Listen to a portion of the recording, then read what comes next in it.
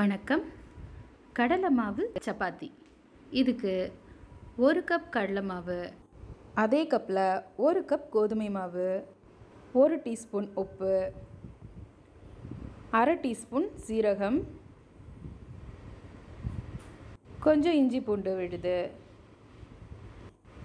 சின்ன சின்னதாக நறுக்கின கொத்தமல்லி இலை, ஒரு சிட்டிகை பெருங்காயத்தூள், இதெல்லாம் சேர்த்து தண்ணி போட்டு நல்லா பிசைஞ்சு எடுத்துக்கிறணும்.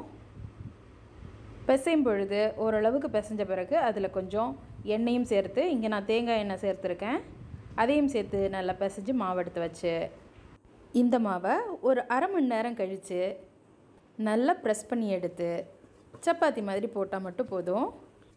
இந்த மாவில் பூரி பண்ணால் சூப்பராக இருக்கும்.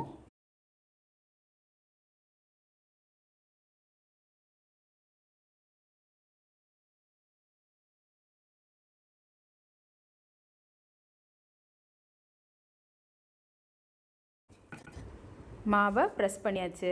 இனி அடுத்து அடுப்பில் கல்லை வச்சு அதில் கொஞ்சம் பட்டர் தடவிட்டு ப்ரெஸ் பண்ணி வச்சுருக்கிற மாவை போட்டு டபுள் சைடு வேக வச்சு எடுத்தா கடலை மாவு சப்பாத்தி தயார். அவ்வளோதான், ஈஸி. பார்க்குறதுக்கும் சாப்பிட தோணுது இல்லையா? அப்படியே அங்கங்கே பச்சை பச்சை இல்லையா? ஓகே, எல்லோரும் வீட்டில் சேஃபாக இருங்க. டேக் கேர், பாய்.